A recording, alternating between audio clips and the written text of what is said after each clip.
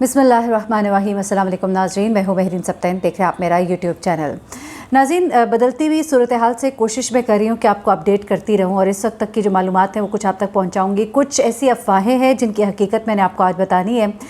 عمران خان کے جس وقت انہیں وزارت عظمیٰ سے سمجھیے کہ تحریک عدم اعتماد کے ذریعے نکال دیا گیا، اور جو بھی کچھ ہوا اس کے بعد ہم نے دیکھا کہ لوگوں کا ایک جمع غفیر ہم نے دیکھا سڑکوں پہ نکلا، لیکن وہ دکھایا نہیں گیا، وہ اس طرح سے دکھایا نہیں گیا۔ مین میڈیا کا، مین سٹریم میڈیا کا ٹوٹلی بلیک آؤٹ تھا اس معاملے پر، لیکن سوشل میڈیا پر لوگوں نے ہر شہر سے ویڈیوز اپلوڈ کیا۔ آپ یقین کریں کہ وہ مناظر دیکھ کر میں حیران رہ گئی کہ کس طرح سے کوئی کہہ سکتا ہے کہ لوگ اس طرح سے سڑکوں پر نہیں نکلے، یا کسی نے یہ بھی ٹویٹ کرنی شروع کر دی کہ یوں تھوڑی سی گاڑیاں اگر رستے میں روک دی جائیں تو کراچی کا پورا شہر ہی بلاک ہو جاتا ہے، سڑکیں تو ویسے ہی بلاک ہو جاتی ہیں۔ تو ایسا نہیں تھا۔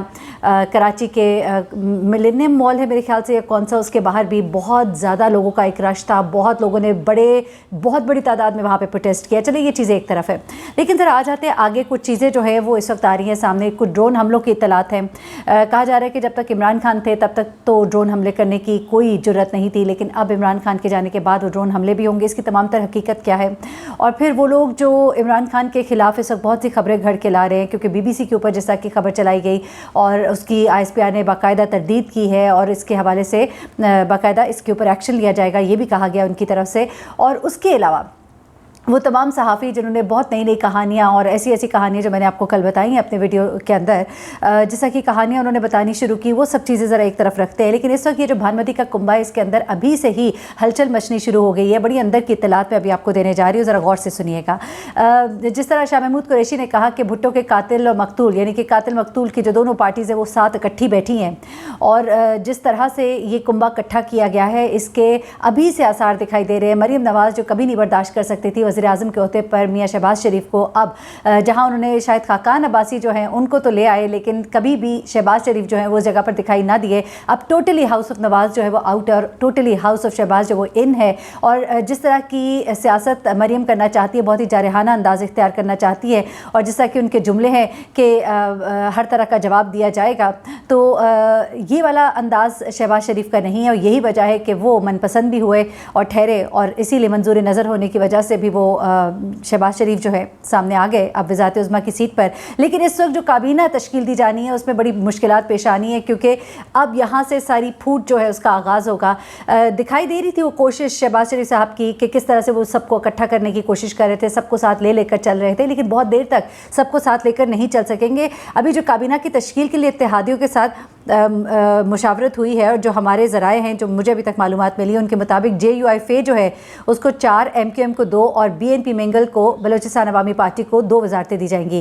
اب مسلم لیگ کاف کے طارق بشیر چیمہ اور آزاد امیدوار اسلم بھوتانی کو بھی اہم وزارت ملنے کا امکان ہے، جبکہ شاہزین بگٹی اور امیر حیدر ہوتی ان کو اہم ذمہ داریاں ملنے کا امکان ہے۔ اچھا، اب نون لیگ کے پارٹی ذرائع نے یہ دعویٰ کیا ہے کہ وزارت داخلہ، اطلاعات، ریلوے، اوورسیز، خزانہ، دفاع سمیت دیگر وزارتیں جو ہیں وہ نون لیگ کے پاس ہوں گی۔ یہاں سے اب جو ہے ساری وہ جو ہلچل ہے شروع ہوگی، کیونکہ ظاہر سی بات ہے پاکستان پیپلز پارٹی جو ہے وہ بھی چاہے گی کہ ان کو بھی اہم جو جگہیں ملے، ظاہر سی بات ہے وہ ان کے نیچے، اور ہر اس پوسٹ پہ جو اہم پوسٹ ہے وہ اگر پاکستان مسلم لیگ نون لے گی تو اس کے بعد پاکستان پیپلز پارٹی کہاں سٹینڈ کرے گی؟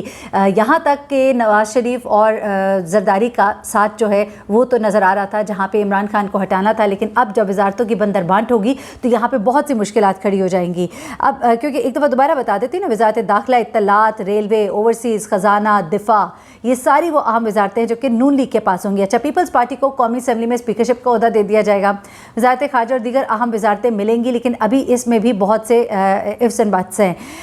چیئرمین بلاول بھٹو کا نئی حکومت میں کوئی عہدہ نہ لینے کا فیصلہ کیا گیا ہے، کیونکہ ظاہر سی بات ہے وہ کیسے مطلب اس پوزیشن پہ اپنے آپ کو دیکھیں گے، کیونکہ اتحادیوں میں ہے وہ، اور اتحادی ہوتے ہوئے جو مین پوزیشن ہے وہ شہباز شریف صاحب کے پاس ہے، بڑی وزارتیں ان لوگوں کے پاس ہیں، تو پھر بلاول تو ظاہر سی بات ہے کوئی عہدہ نہ لینا ہی ان کے لیے اچھا ہوگا، ان کے لیے ایک एक इज़्ज़त वाला रास्ता होगा।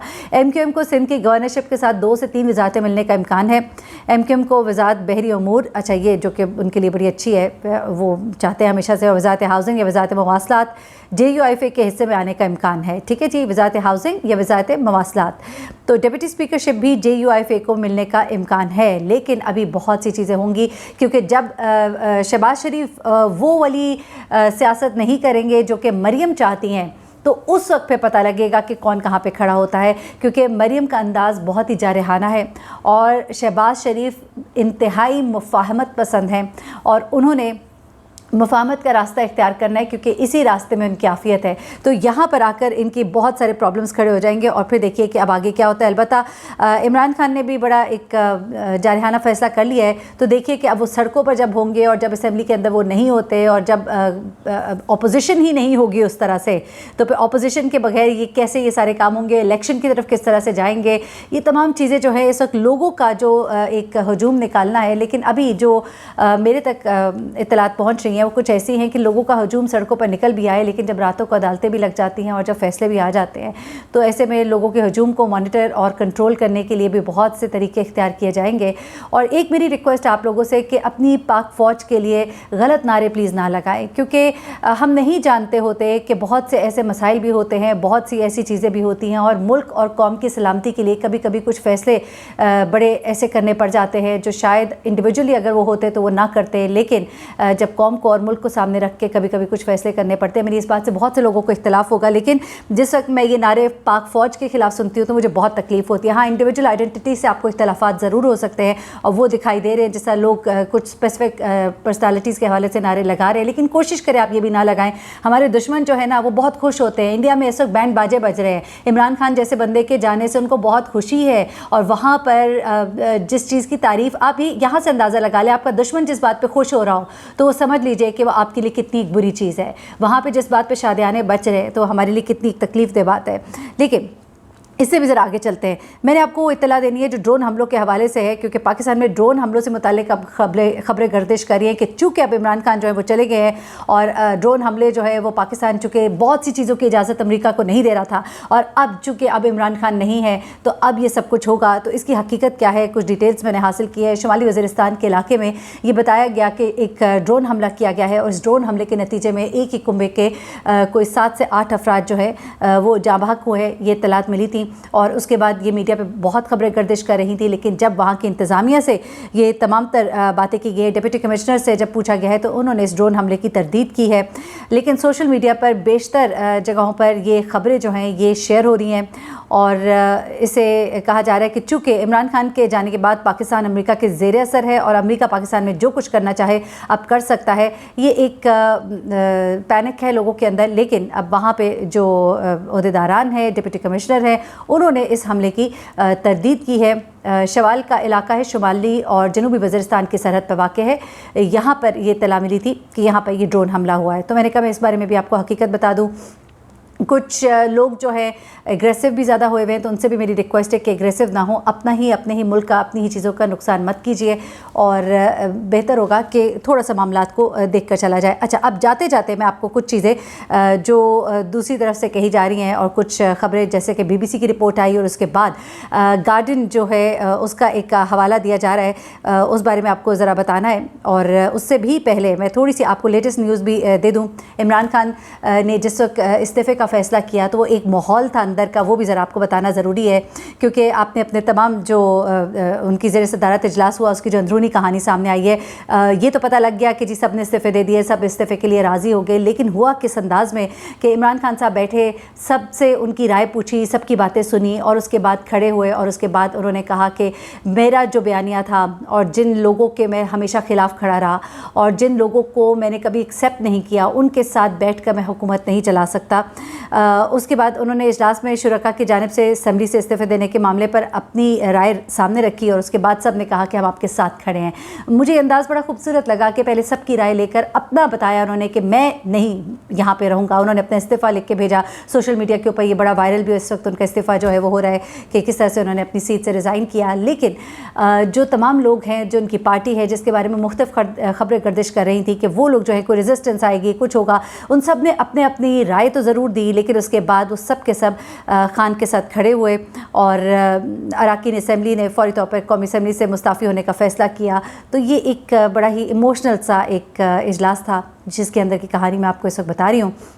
اور اب ذرا ان صحافیوں کی طرف آ جاتے ہیں جو کہ مختلف خبریں جو ہے پھیلا رہے ہیں، جن میں سے ایک خبر یہ ہے کہ جی معروف برطانوی جریدہ جو ہے گارڈین، اس نے کپتان کی پوری پارسائی کا کچومر نکال دیا. یہ ان کی وہ ہے ساری، ٹھیک ہے. اس کے بعد وہ کہتے ہیں کہ جناب غلط نعروں کا استعمال کیا جا رہا ہے، general Bajwa, D G ISI ان کا نام لے کر نعرے لگائے جا رہے ہیں. تو کہتے ہیں کہ یہ اور جنرل فیض کے حوالے سے ان کے حق میں نعرے لگائے جا رہے ہیں، عدالتوں کے تالے کیوں کھلوائے گئے، یہ سب کچھ ان چیزوں کے اوپر نعرے لگائے جا رہے ہیں. اور یہ بھی کہا جا رہا ہے کہ نظریاتی تقسیم جو ہے وہ کہتے ہیں جی یہ تو پہلی بار ہوا ہے کہ عدلیہ میں نظریاتی تقسیم ختم ہو گئی. قاضی فائز عیسیٰ سے لے کے عمر اتیاب بندیال تک سب کے سب ججز جو ہے وہ ایک پیج پر آ گئے. اچھا، اب وہ کہتے ہیں کہ گارڈین جریدے نے یہ انکشاف کیا ہے کہ خان صاحب کی پوری کوشش تھی کہ کسی نہ کسی طریقے سے ملک میں مارشل لاء لگ جائے. کل میں نے آپ کو BBC کی رپورٹ بتائی، آج میں آپ کو ذرا گارڈین کی رپورٹ بتاتی ہوں کہ خان صاحب کی پوری کوشش تھی کہ کسی نہ کسی طریقے سے ملک میں مارشل لاء لگ جائے.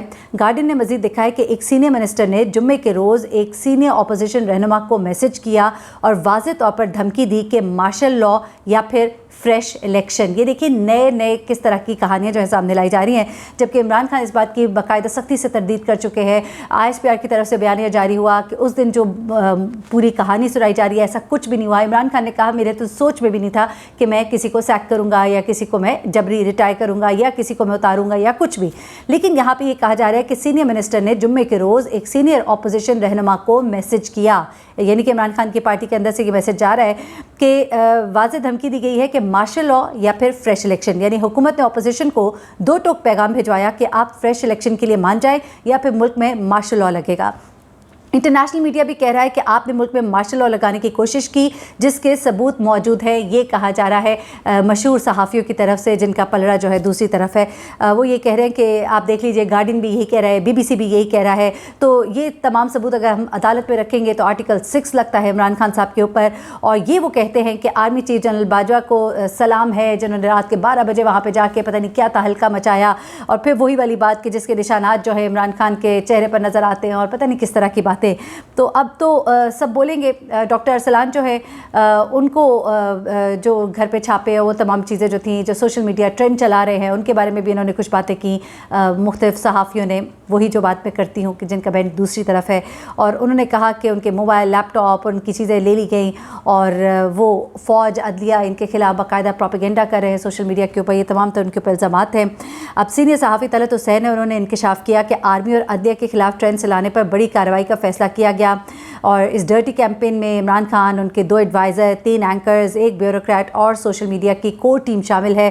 اور سینئر ایک اور صحافی وجاہت مسعود ہے، انہوں نے ٹویٹ کیا کہ جمہوریت پسند شہری کے لیے یہ خبر ہرگز خوشگوار نہیں کہ عمران خان کچھ دن کے لیے منظر عام پر نہیں آ سکیں گے، کیونکہ انہیں تحریک عدم اعتماد کا مطلب سمجھانے کے لیے جو دباؤ ڈالا گیا نادانستہ طور پر اس کے چہرے پر آثار نمودار ہو گئے ہیں. وہی بات جو میں آپ کو کہہ رہی ہوں جس کی جھوٹی خبریں جو مسلسل پھیلائی جا رہی ہیں. تو یہ اس طرح کی باتیں. اور لیکن ہم نے دیکھا کہ علی محمد خان نے کل کس طرح سے اسمبلی میں وہ بیٹھے رہے، اپوزیشن کا مقابلہ کیا، اور اس کا تو اپوزیشن بھی اعتراف کر رہی ہے. اینی وے دیکھتے ہیں آنے والے وقت میں کیا ہوتا ہے. بھانمتی کا کنبہ اس کا کیا انجام ہوتا ہے. سانجے کی جو ہانڈی ہے وہ بیچ چوراہے کب پھوٹتی ہے. اللہ کرے جو بھی ہو اس ملک کے لیے اچھا ہو. مجھے مہرین سبتین کو اجازت دیجیے گا. اپنا بہت خیال رکھیے گا، اپنے دعاؤں میں مجھے بھی یاد رکھیے گا. اللہ حافظ.